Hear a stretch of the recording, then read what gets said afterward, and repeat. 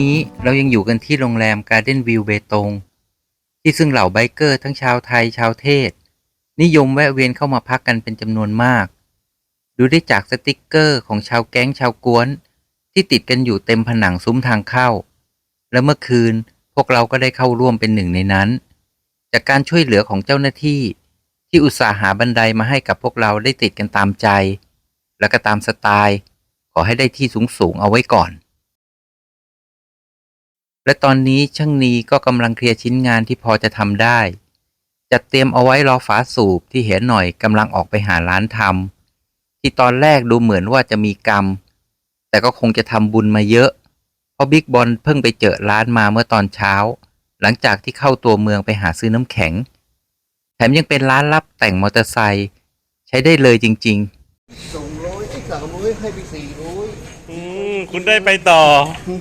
ไหนเฮียดูผลงานสิได้อยู่ผ่านไหมผ่านแต่มันแบ่งพี่เดี๋ยววันนี้ขอเครื่องทีได้ไหมเอาไว้เต็มรูได้งานรถแต่งงานรถแต่งใช่งานแต่งเดือนออกเลยป่ะ900เอาอันนี้ไม่เกินฝาคุณได้ไปต่ออันนี้เกือบแล้วนะแยกมาเลยร้านแต่งต้องและเมื่อตรวจดูพลิกซ้ายพลิกขวาเห็นว่าฝาสูบเชื่อมมาใช้ได้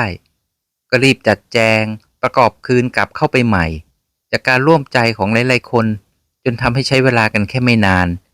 บวกกับความชำนาญของทั้งในช่างนีและช่างหน่อยแป๊บเดียวก็ค่อยๆฟื้นคืนกลับมาเป็นคันหลังจากติดตั้งถังน้ำมันกันจนเรียบร้อยก็ค่อยๆเติมน้ำมันเครื่องคืนกลับลงไปทีนี้ก็เหลือแค่ได้ลองสตาร์ทกันดูสักที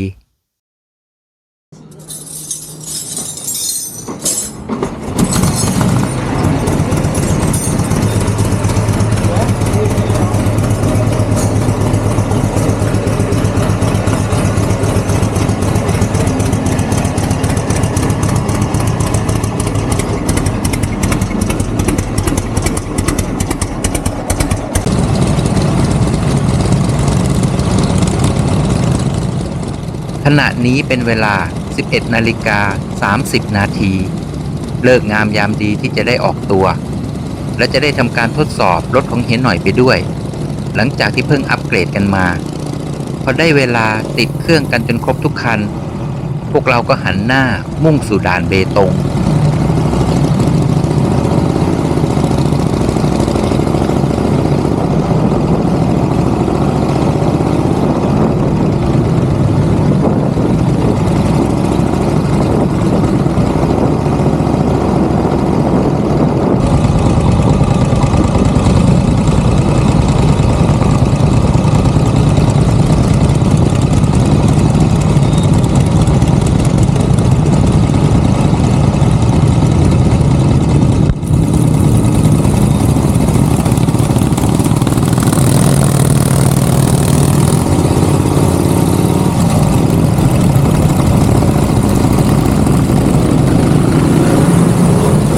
เราลอดผ่านอุโมงค์เบตงมงคลฤทธิ์กันอีกครั้งกับระยะทางทั้งหมด268เมตรก็เป็นอีกความรู้สึกที่ต่างจากเมื่อตอนกลางคืนดูน่าตื่นเต้นสมกับเป็นแลนด์มาร์คของเบตง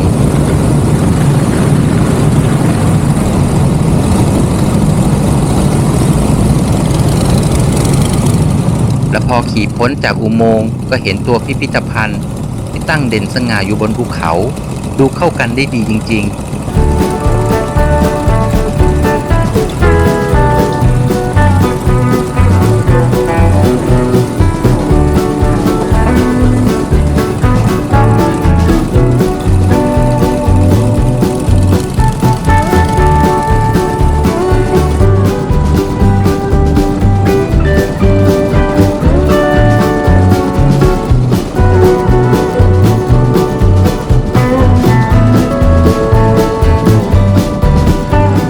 ด่านอยู่ห่างจากโรงแรมที่เราพักกันประมาณสัก7 กิโล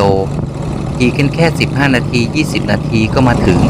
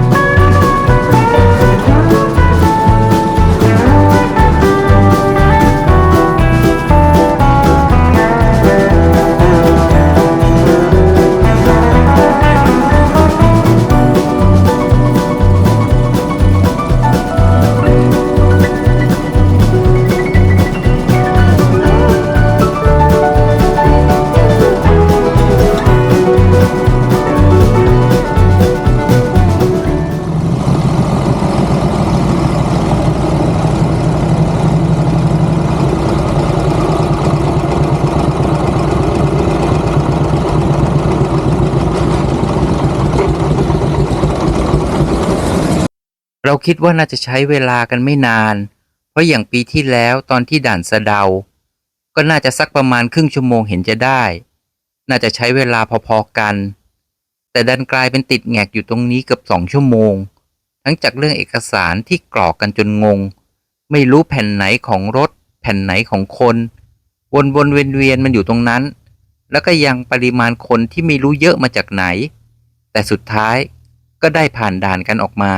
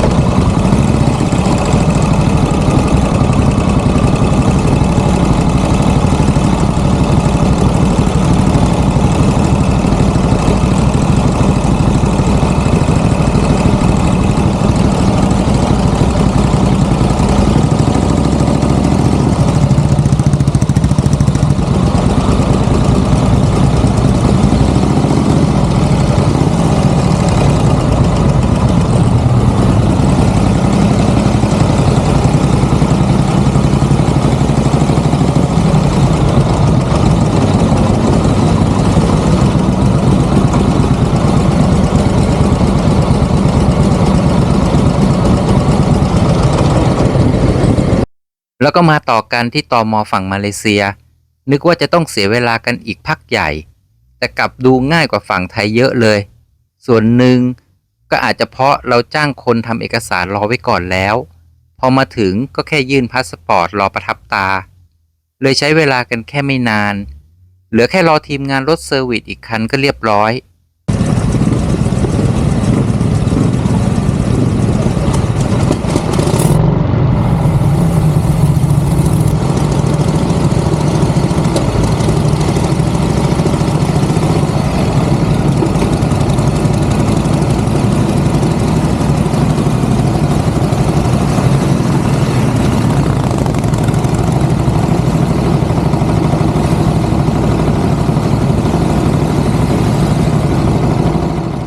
เบ็ดเสร็จใช้เวลากันไป2 ชั่วโมงนิดๆเราก็พร้อมจะบิดออกไปจากตรงนี้ ก็เกือบจะพอดีบ่าย2กับท้องที่ร้องเสียงดังกว่าเครื่องยนต์ซะอีกตอนนี้ จากที่ปิดแผนกันมาตั้งแต่เช้า เพราะกว่าพวกเราจะออกตัวกันมาก็สายๆแถมมาเสียเวลาตรงด่านกันจนเลยบ่าย เลยกลายเป็นมื้อเที่ยงถูกลากยาวกันออกไป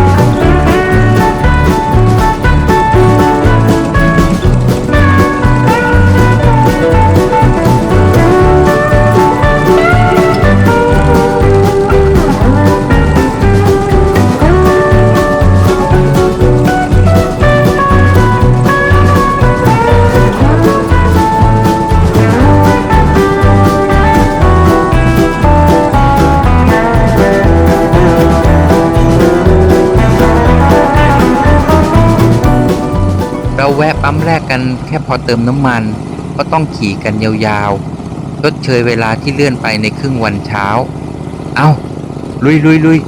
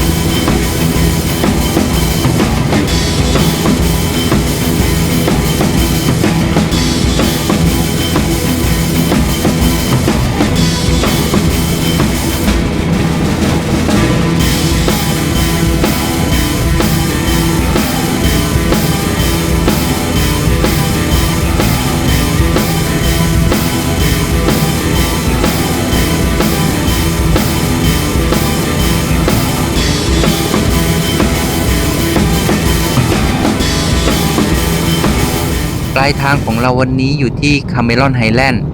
และจากแผนที่บอกว่าเราน่าจะมีสัก280กิโลด้วยมอเตอร์ไซค์เก่าๆของพวกเราแล้ว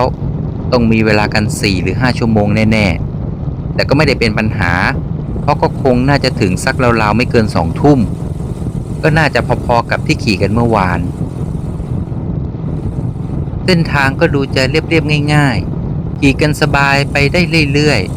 อากาศก็ไม่ร้อนแรงแสงแดดก็ไม่ถึงกับจะแผดเผาเอาเป็นเอาตายเหมือนเมื่อวานนี้ยังพอจะมีความสงสารให้กับพวกนักบิดตาดำๆที่ยังค่ำเคร่งให้ต้องบิดคันเร่งกันต่อไป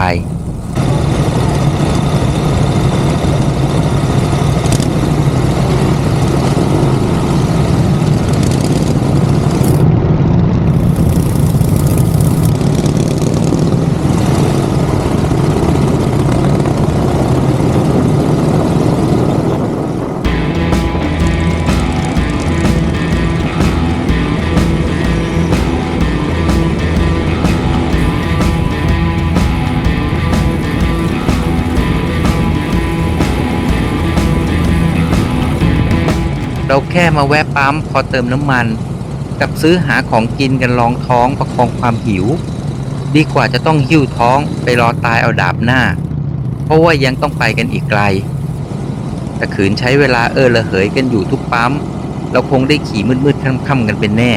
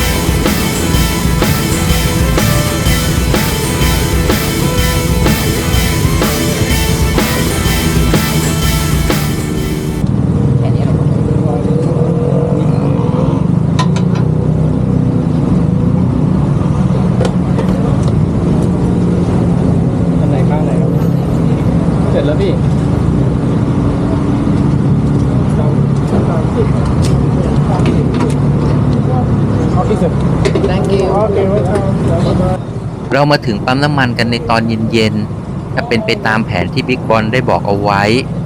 เราก็จะได้แวะกินมื้อกลางวันกันสักที เพราะที่นี่ถือเป็นจุดแวะพักรถขนาดใหญ่ บนเส้นทางไฮเวย์ของสายนี้ ที่ใน Google เรียกว่า R&R สุไหงเปลัก ตอนแรกนึกเข้าใจเอาเองว่า R&R น่าจะมาจาก Rest and Relaxing แต่จริงๆแล้วมันเป็นคำย่อมาจากภาษามาลายู ที่ถ้าแปลเป็นภาษาไทยก็จะได้ความว่าจุดแวะพักและบริการ คงจะใช้เป็นคำกลางๆเรียกจุดพักรถ แล้วก็ตามด้วยชื่อเมืองที่ตั้ง อย่างที่นี่สุไหงเปลัก ซึ่งจะถูกแบ่งออกเป็นทั้งฝั่งเหนือฝั่งใต้ของเส้นทางไฮเวย์โดยขนาดพื้นที่กว้างใหญ่ จอดพักรถกันได้จำนวนมาก และยังมีร้านค้าอาหาร ห้องละหมาด ห้องน้ำปั๊มน้ำมัน เตรียมไว้ให้บริการอย่างครบครัน โดยการวางคอนเซปต์ตามแนวความคิดเชิงนิเวศ และก่อสร้างจนเสร็จกันเป็นที่แห่งแรกของมาเลเซีย บวกกับตำแหน่งที่ตั้งริมแม่น้ำเปลัก แม่น้ำที่มีความยาวเป็นอันดับ2ของคาบสมุทรมาเลเซีย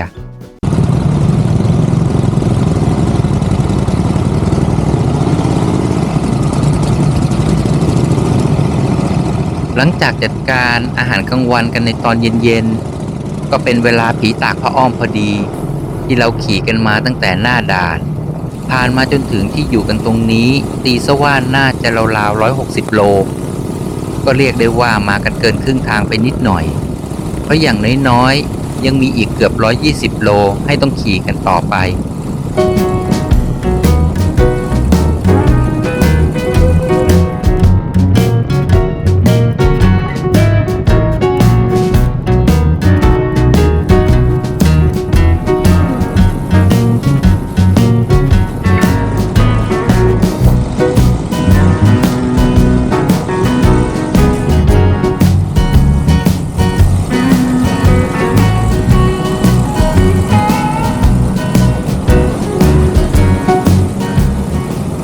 พอวิ่งมุดเข้าอุโมงค์มาได้ไม่ไกล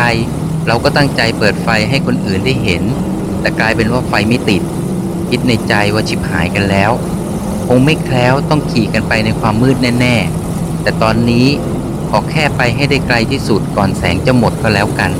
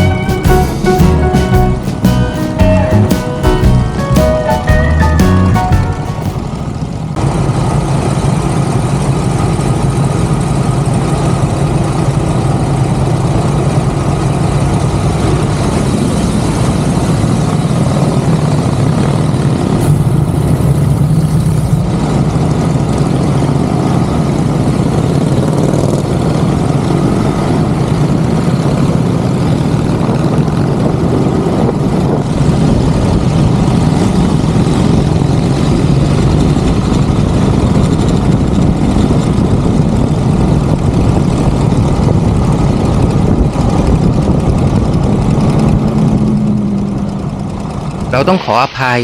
แล้วก็รู้สึกเสียใจที่คลิปต่อไปจากนี้จะต้องใช้ไฟล์จากกล้องติดหมวกกันน็อกเพราะอย่างที่บอกรถของเราไม่มีไฟเลยจะต้องขี่ไปโดยอาศัยไฟรถของคนข้างหน้าทำให้ไม่กล้าที่จะคอยเปิดปิดกล้องกลัวจะได้เป็นภาพลงไปนอนกองอยู่กับท้องถนนซะมากกว่าอาจจะดูอึดอัดและมองว่าน่ารำคาญไปสักหน่อยแต่อย่างน้อยๆเราอยากให้เห็นบรรยากาศในการขับขี่รถเวลากลางคืนเลยไม่อยากตัดส่วนนี้ทิ้งไป